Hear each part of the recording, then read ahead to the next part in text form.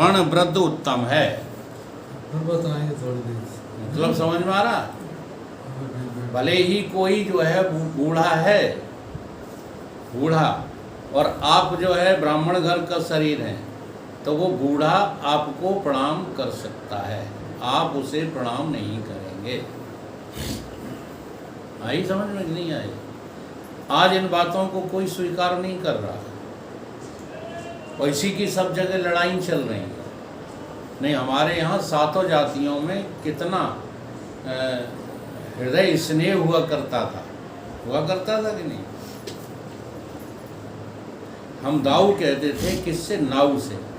बाबा कहते थे, लेकिन वो पैर नहीं छूने देता था। दाऊ कहलाना तो स्वीकार था, लेकिन पैर छुलाना स्वीकार नहीं था। हाँ, तुम हमारे मालिक हो, हम तुम्हारे सेवक हैं, कैसे पैर? हनुमान जी ज्ञानियों में अग्रगण्य हैं, पर राम के चरणों में पड़े रहते हैं। क्यों? सवाल इस बात का नहीं है कि राम ब्रह्म हैं, राम भगवान हैं। अरे राम तो उनकी नज़र में वहाँ आदमी है, जैसे वे आदमी है तैसे वे आदमी है। लेकिन बात क्या है? कौन सी बात है? किस कारण से जो है पड़े हैं? तो देह की दृष्टि से। जब देह पे दृष्टि गई तो हनुमान जी ने कहा, हम सेवक हैं, तुम हमारे मालिक। आज कोई रिश्ता रहा सेवक स्वामी का, पिता पुत्र का? अरे आज तो पुत्र चाहते हैं कि बाप हमारे पांव छूने लगे लौट कर के। केवल वर्ण वृद्ध थे, अवस्था वृद्ध और वर्ण वृद्ध उत्तम है। केवल वर्ण वृद्ध से, अब इसका मतलब समझे? वर्ण वृद्ध तो है, जाति का बड़ा तो है, लेकिन वृद्ध है। क्या है? वृद्ध आदमी। तो वृद्ध, अब दोनों ज्ञानी हैं, दोनों एक ही वर्ण के हैं, ठीक है? तुम भी उसी वर्ण के हो और बुढ़ा आदमी भी उसी वर्ण का है, तो यहाँ पर वृद्ध को प्रणाम करना पड़ेगा। अवस्था वृद्ध, वर्ण वृद्ध, दोनों से आश्रम वृद्ध उत्तम है। वर्ण वृद्ध से और अवस्था वृद्ध, यानी बूढ़ा भी है और उच्च जात का भी है, लेकिन कोई सन्यासी आ जाता है तो उसे उसको प्रणाम करना पड़ेगा, न कि सन्यासी लौट करके उसे प्रणाम करना। केवल आश्रम वृद्ध थे, अवस्था वृद्ध, आश्रम वृद्ध उत्तम है। केवल आश्रम वृद्ध थे, अवस्था वृद्ध, आश्रम वृद्ध उत्तम है। अब एक ही अवस्था के हैं लेकिन आश्रमधारी हैं, दोनों सन्यासी हैं। अब दोनों सन्यासी हैं, ठीक है? तो जो वृद्ध सन्यासी है, जिसकी आयु सन्यास लिए ज़्यादा हो गई है, उसको प्रणाम करना चाहिए। अवस्था वृद्ध, आश्रम वृद्ध, वर्ण वृद्ध, इन तीनों से विद्या वृद्ध उत्तम है। जो विद्यावान है उसको ये प्रणाम करेंगे। केवल विद्या वृद्ध, अवस्था वृद्ध, विद्या वृद्ध उत्तम है। अब उन विद्या वृद्ध होने में भी जो सीनियर है, सीनियर से मतलब जो अधिक उम्र वाला है, विद्या में अधिक उम्र वाला है, तो उसको प्रणाम करना चाहिए। अवस्था वृद्ध, विद्या वृद्ध, वर्ण वृद्ध, विद्या वृद्ध, और टोटली जो है सारी बातें लेकर के अंत में सबसे श्रेष्ठ कौन है? ब्रह्म विद्या वृद्ध। जो ब्रह्म बोध को प्राप्त हो चुका है वो सबसे श्रेष्ठ है। उससे श्रेष्ठ इस समाज में कोई भी व्यक्ति नहीं है। इसलिए दान भी देना है तो ब्रह्मज्ञानी को दो, ठीक है? आदर भी करना है तो ब्रह्मज्ञानी का करें। अब ये आपके अंदर क्षमता होना चाहिए पहचानने की। चाहे जिसको ब्रह्मज्ञानी समझ लेते हो, ये सब गड़बड़ है। इस प्रकार से निमित्त कर्मों में हमको करना ही चाहिए। जिसके नहीं किए से पाप होवे और करें से फल होवे नहीं, सदा जाका विधान होवे सो नित्य कर्म। आखिरी कर्म कौन सा है? नित्य कर्म। जिसके करने से पाप होवे। जिस कर्म को करने से पाप होवे और करने से फल होवे नहीं, सदा जाका विधान होवे। पाप बना रहे पुण्य बना रहे, लेकिन जिसका विधान है ये तो करना ही पड़ेगा, उसे नित्य कर्म कहते हैं। जैसे स्नान संध्या आदि। अब स्नान करने जा रहे हो, ठीक है, मक्खी मच्छर मर रहे हैं तो मर रहे हैं तो मरने दो, नहाना तो है ही, नहाना थोड़ी छोड़ दिया जाएगा। इसलिए नित्य कर्मों का कभी त्याग नहीं करना चाहिए। और देखो जितने ही अघोरी जिनको आप परमहंस कहने लगते हो, ये सब इसके विरोधी हैं कि नहीं। नित्य कर्म नहाते नहीं है 6 महीने हैं, जैनी बाबा नहीं नहाते। हाँ, ऐसे तो तुम उन्हें मानते हो श्रेष्ठ, नहाते नहीं।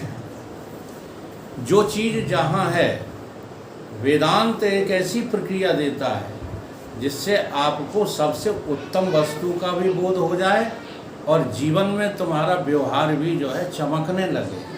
उसका नाम वेदांत है। हम ब्रह्म हैं बस चिल्लाते फिरो, इसका नाम जो है वेदांत। हमारे विजयपाल जी हैं, हाँ, तो कहते हैं हम इनका भदौरिया का आदर नहीं कर पाए। क्या है? उनके दिमाग में 2 चीज़ें फंसी हैं।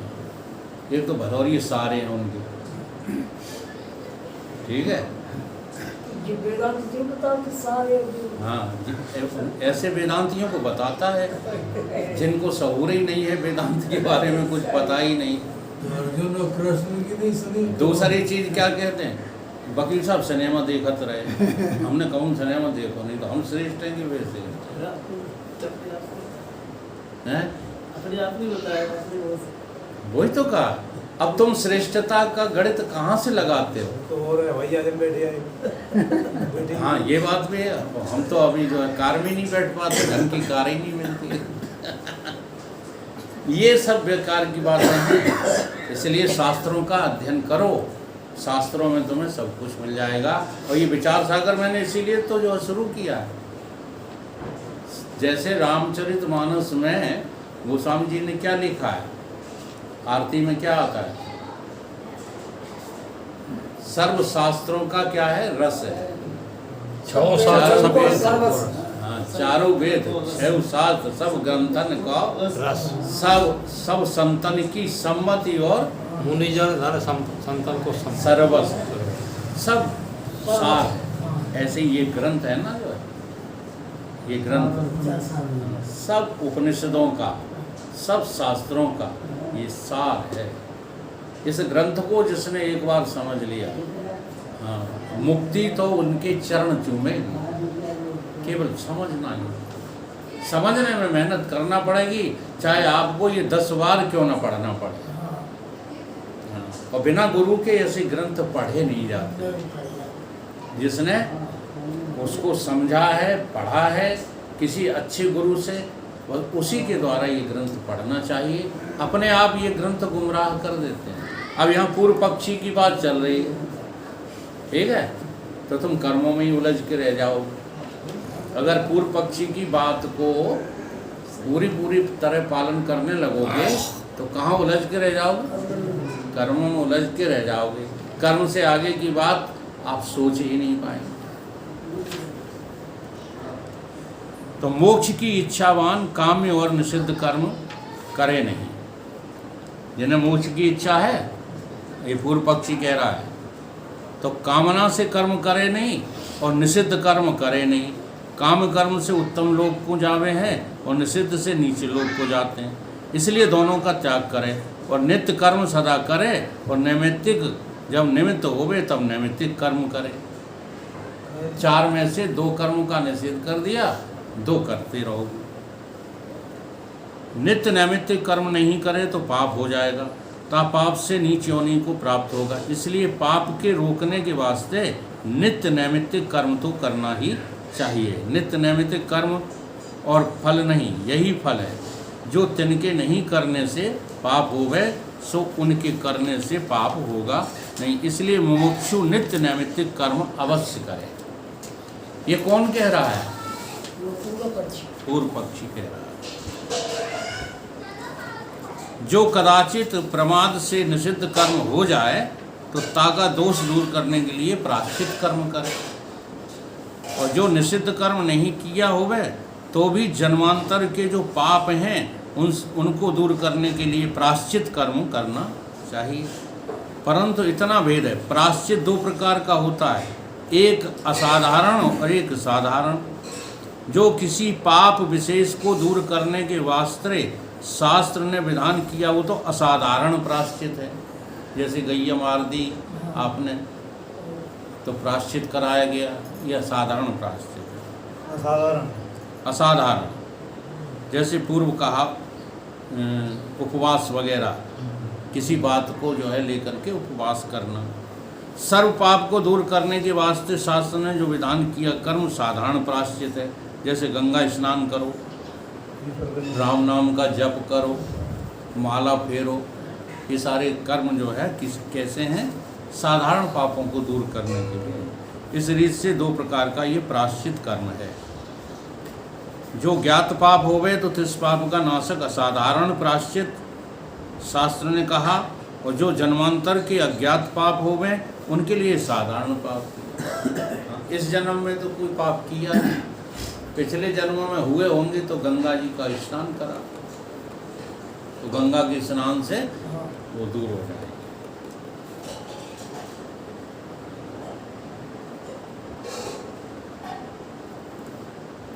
साधारण प्रायश्चित में सर्व पाप दूर होते हैं। यद्यपि गंगा स्नान से आदि लेके जो साधारण प्रायश्चित कहे सो केवल प्रायश्चित रूप नहीं है, किंतु काम रूप भी है और प्रायश्चित रूप भी। गंगा स्नान से उत्तम लोक की प्राप्ति होती है, ऐसा शास्त्र में कहा है।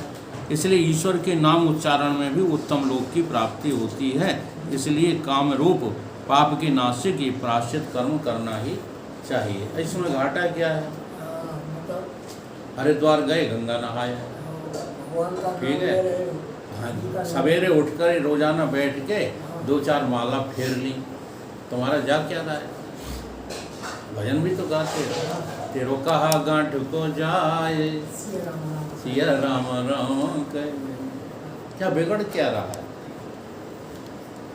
थोड़ा मन लगा कर के यदि करोगे तो वेदांत अगले इनसे जो है, इन तरकीबों से आपको ऊंचा उठाएगा।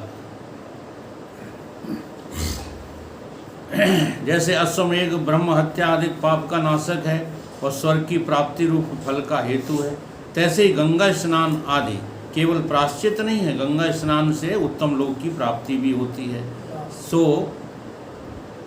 सो मोक्ष की इच्छा रखने वाले को वांछित नहीं है कि जो मोक्ष की इच्छा रखते हैं तो उन्हें जरूरी नहीं है। तथापि जाकों उत्तम लोक की वांछा है, ताकों गंगा स्नान आदि पापनाशक एक उत्तम लोक की प्राप्ति के लिए करना चाहिए। जाकों लोक की कामना नहीं है, ताकि केवल पाप ही नाश होते हैं। इसलिए कामना सहित अनुष्ठान किए काम रूप प्रायश्चित हैं, लोक कामना से बिना अनुष्ठान किए केवल प्रायश्चित रूप हैं। अगर कामना से करोगे तो कामना की पूर्ति होगी, और निष्काम रूप से करोगे तो पापों का नाश होगा, पापों का नाश होगा। इस रीत से जन्मांतर के संपूर्ण पाप का ज्ञान से बिना भी, अब इसने तर्क इतने क्यों दिए, वो ये कह रहा है शुद्ध कर्म, हाँ, कि ज्ञान के बिना भी तुम मुक्त हो जाओगे। हाँ, श्रुति का खंडन कर रहा है। श्रुति कहती है कि केवलम ज्ञान पदम ही केवलम मोक्ष, केवल ज्ञान से ही मोक्ष होगा। ऋते ज्ञानेन मुक्ति। और ये क्या कह रहा पूर्व पक्षी, कि तुम्हें फिर ज्ञान की जरूरत नहीं पड़ेगी। तो ज़्यादातर लोग इसमें राजी हो जाएंगे। हाँ, कर्म करने से ही मोक्ष हो जाएगा, ऐसा पूर्व पक्षी कह रहा है।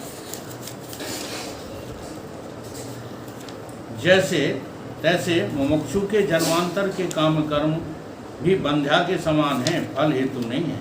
जैसे कर्म के अनुष्ठान काल विषय पुरुष की इच्छा फल का हेतु वेदांत मत में अंगीकार है। इच्छा सहित अनुष्ठान किए कर्म स्वर्ग आदि फल के हेतु हैं और निष्काम अनुष्ठान किए स्वर्ग आदि फल हेतु नहीं है। ये वेदांत का सिद्धांत है। अच्छा, अब उसने जो बात कही उसमें वेदांत के सिद्धांत को भी ले लिया। वेदांत क्या कहता है? वेदांत कहता है कि यदि कामना से कर्म करोगे तो कामना की पूर्ति हो जाएगी, और बिना कामना के जो है कर्म करोगे तो अंतःकरण की शुद्धि हो जाएगी। अंतःकरण की शुद्धि हो जाएगी तो मोक्ष की इच्छा जग जाएगी, और मोक्ष की इच्छा जग जाएगी तो आपको सद्गुरु मिल जाएंगे। हाँ, सद्गुरु बिना मोक्ष की इच्छा जगे नहीं मिलते, और सद्गुरु मिल जाएंगे तो सत्य वस्तु का बोध करा देंगे और तुम मुक्त हो जाओगे। तो कोई वेदांत भी तो यही कहता है। सहारा तो वेदांत का भी ले रहा है। क्या लेंगे नहीं? वेदांत का सहारा तो सबको लेना पड़ता है। बिना वेदांत के तो जो है कहीं कोई कथा हो ही नहीं सकती।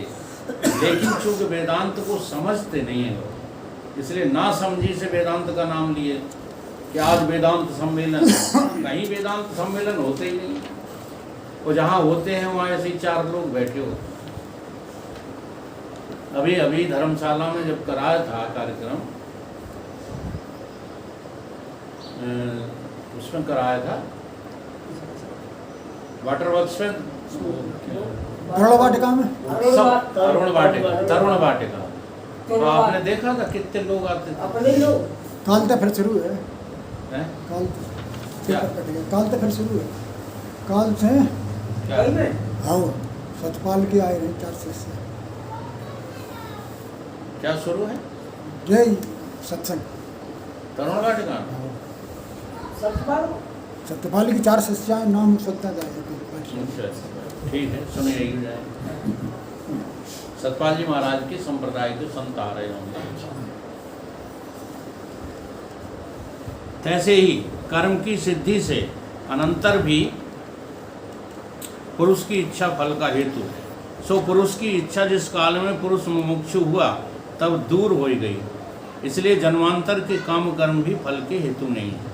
जैसे किसी पुरुष ने धन की प्राप्ति की इच्छा से धनी पुरुष का आराधन किया होवे, तो धनी के आराधन से अनंत भी जो धन की इच्छा दूर हो जावे तो धन की प्राप्ति रूप फल होवे नहीं। तैसे ही जन्मांतर के काम कर्म का भी मुमुक्षु की इच्छा के अभाव से फल होवे नहीं। इस रीत से केवल कर्म में मोक्ष होता है।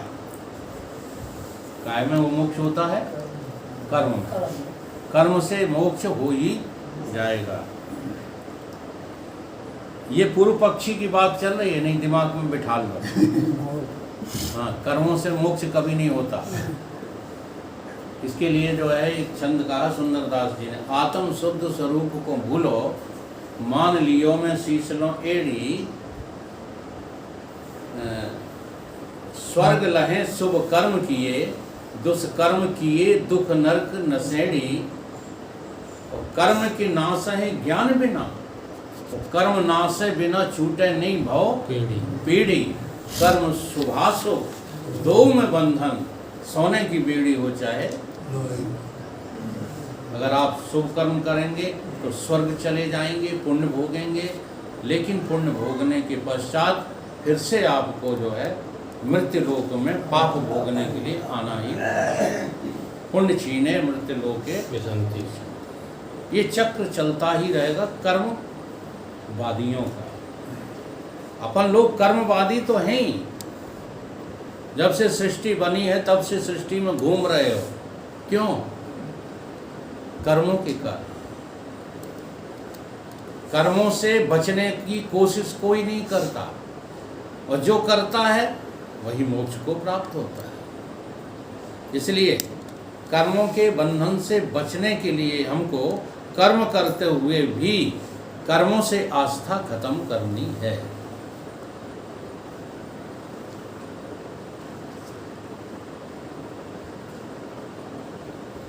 वर्तमान जन्म विषय काम्य और निषिद्ध किए, इसलिए ऊर्ध्व अधोलोक को जावे। जन्मांतर के प्रारब्ध जो निषिद्ध काम तिनका भोग से नाश होता है, और नैमित्तिक के नहीं करने से जो पाप होवे सो नित्य के करने से मुमुक्षु को होवे नहीं। और जन्मांतर के संचित जो निषिद्ध हैं तिनका साधारण प्रायश्चित से नाश होवे है। जन्मांतर का संचित काम्य कर्म मुमुक्षु को इच्छा के अभाव से फल देवे नहीं, इसलिए मुमुक्षु नित्य नैमित्तिक और साधारण प्रायश्चित रूप कर्म करे और वर्तमान जन्म का ज्ञात निषिद्ध कर्म होवे तो असाधारण प्रायश्चित करे, अथवा नित्य और नैमित्तिक ही करे, प्रायश्चित नहीं करे, क्योंकि जो संचित 3 निषिद्ध कर्म हैं और काम्य कर्म सो मुमुक्षु के नाश हो जाते हैं। जैसे ज्ञानवान के संचित कर्म का नाश वेदांत मत में दिया गया है, तैसे ही निषिद्ध काम त्याग करके नित्य नैमित्तिक कर्म विषय वर्तमान जो मुमुक्षु उसके संचित कर्म का नाश हो जाता है। अथवा संचित जो काम और निषिद्ध हैं तो सारे मिलके एक जन्म का आरंभ करते हैं और मुमुक्षु एक जन्म और होता है। अथवा योगी के काय व्यू की न्याय एक ही काल में से सारे संचित अनंत शरीरन का आरंभ करे हैं, तिनमें मुमुक्षु उत्तर जन्म विषय सर्व का फल भोग लेवे हैं। अथवा नित्य और नैमित्तिक कर्म के अनुष्ठान से जो क्लेश होवे सो जन्मांतर के संचित निषिद्ध कर्म का फल है, इसलिए जन्मांतर का संचित निषिद्ध और जन्म का आरंभ करे नहीं।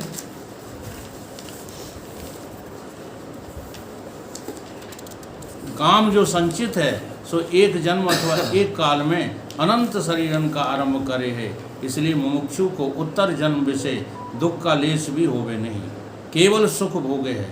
इसलिए जन्मांतर के संचित और विहित कर्म तिनमें शरीर हुआ है और संचित जो निषिद्ध हैं सो नित्य नैमित्तिक के अनुष्ठान क्लेश से पूर्व जन्म से भोग लिए हैं। इस रीत से प्रायश्चित में बिना केवल नित्य और नैमित्तिक कर्म के अनुष्ठान से मोक्ष होता है, इसलिए नैमित्तिक कर्म के समय नैमित्तिक अनुष्ठान करें और नित्य कर्म संतत अनुष्ठान करें। इस मत को शास्त्र ने एक भौविक बाद कहा है, इसलिए कर्म से मोक्ष कहा गया। अब इनकी जो है इतनी बड़ी विवाद प्रतियोगिता में न फंस करके हमको केवल इतना विचार करना है कि अपने अंतःकरण की शुद्धि के लिए इनके बताए अनुसार भी कर्म करना चाहिए। वो कौन से हैं? नित्य और नैमित्तिक। इन कर्मों का कभी भी किसी को त्याग तो करना ही नहीं है। उसका उद्देश्य मोक्ष न रखो, लेकिन आपका अंतःकरण तो शुद्ध होगा। जैसे सफाई किसको बुरी लगती है बता दो? सफाई अंदर की बाहर की सफाई किसी को बुरी लगती है? तो इसमें अपना क्या जो है घाटा क्या हो रहा है? अब तो मैले कुचेले भेलो और कहो हम तो भी हुए हैं, वेदांती हैं, तो ये कोई बात है जो है मायने नहीं रखती। इसलिए हमको अपने विरोधी की भी महाराश्री कहते हैं कि अपने कल्याण करने में यदि दुश्मन की बात भी फायदा कर जाए तो ले लेना चाहिए। हाँ, दुश्मनी जरूर है तुम्हारी उससे, लेकिन उसने जो बात कही है वो तो तुम्हें फायदा कर रही है, ठीक। और जो आपके कल्याण में बाधक है बात, वो सगे से सगा रिश्ता रिश्तेदार भी कहे उसे अस्वीकार। आई बात समझ? खास से खास रिश्तेदार भी तुमको तुम्हारे कल्याण बाधक रूप बात को, जैसे उदाहरण के लिए क्या रखा है सत्संग में? आपकी पत्नी बोलती है क्या रखा है सत्संग में? पैसा कमाओ जिससे मोड़ा मोड़ी पलेंगे। ये कैसी बात है? ये तुम्हारे कल्याण में बाधक बात। और रिश्ता कैसा है? सगा रिश्ता है। हाँ, पति पत्नी का सगा रिश्ता होता है, तो ये मानने योग्य, ठीक है। कितनी भी गंवार पत्नी हो, कितने भी जो है उसके अंदर अवगुण भरे हों, केवल एक प्रार्थना करे तुमसे कि तुम तो भगवान की शरण में चले जाओ मोक्ष की खातिर, तो तुम उसकी बात स्वीकार करो। आई बात समझ? तो ये जो कर्म है हमें करना है, क्यों करना है? अंतःकरण की शुद्धि के लिए।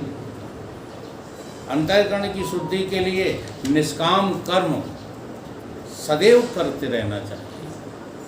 तो निष्काम कर्मों में नित्य नैमित्तिक दोनों आ जाते हैं। देखना 4 मिनट। तो ये कर्मों की बात जो हो गई। बंध निवृत्ति ज्ञान द्वारा ग्रंथ का प्रयोजन नहीं। अब क्या कह रहा है पूर्व पक्ष का, क्या कह रहा है कि इसलिए जो बंध की निवृत्ति ज्ञान द्वारा ग्रंथ का प्रयोजन कहा सो नहीं है। भगवान को प्राप्त करने का प्रयोजन कहीं किसी का नहीं होता है, इसलिए ग्रंथ भी जो कह रहा है वो गलत कह रहा है। जबकि वेदांत क्या कहता है? वेदांत कहता है कि बिना प्रयोजन के आप साधना के पथ पर एक पग भी आगे नहीं बढ़ा सकते। जैसे आपको जो है जाना है, रेलवे स्टेशन पर पहुंच गए, खिड़की में हाथ डाल दिया, टिकट दे दो बाबूजी, टिकट दे दो। कहीं कहाँ का दे दो? कहीं जहाँ जा रही तहीं का दे दो। तो कहीं पहुंचोगे? तो यात्रा करना प्रारंभ करने से पहले प्रयोजन तो निश्चित होना चाहिए। अब ये क्या कह रहे हैं पूर्व पक्षी? कहते हैं कि ये भगवान को प्राप्त करने का प्रयोजन वो तो अपने आप के हो जाएंगे, कर्म करते। ऐसे ऐसे गीत चला दिए हैं फिल्म दुनिया वालों ने, कर्म किए जा फल की इच्छा मत कर तू। भटका दिया सारे जो है हमारी संस्कृति को भटका दिया, और तुम ढोलक मजीरा की तान में जो है बह गए। जरा सा भी विचार नहीं करते हो। हाँ, चाहे जैसे कर्म करते रहोगे, हाँ, तो ईश्वर तुमको अच्छे फल दे देगा। विचार नहीं करते। तो प्रयोजन का खंडन कर दिया कि प्रयोजन की जरूरत नहीं है। कहीं संबंध भी तुम्हारा भगवान से नहीं है। पूर्व पक्षी क्या कह रहा है? तुम्हारा संबंध है तुम्हारी पत्नी से, तुम्हारा संबंध है तुम्हारे बच्चों से, तुम्हारा संबंध है तुम्हारी जाति से, तुम्हारा संबंध है तुम्हारी तमाम भीड़ भाड़ से।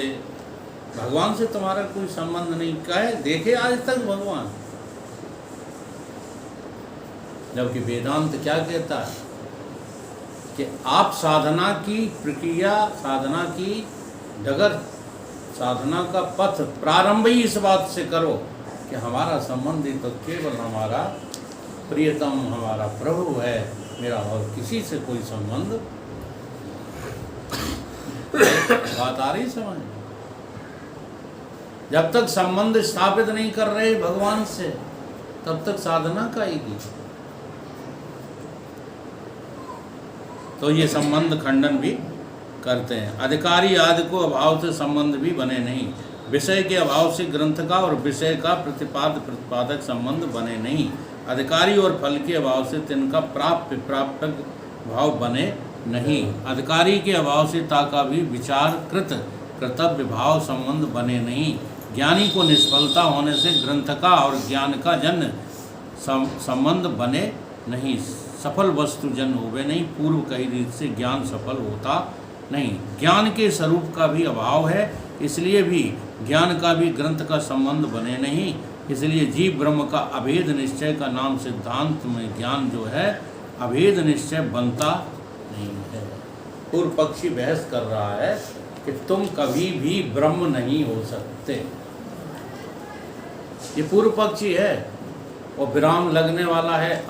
आज की कथा का विराम कहाँ लगने वाला है कि तुम्हारा ब्रह्म से कोई संबंध, लेकिन आगे के लिए सजग रहना। ये बात जो है उसने अपने पक्ष में कही है, ये वेदांत का मत नहीं है। बोलिए सतगुरुदेव की जय।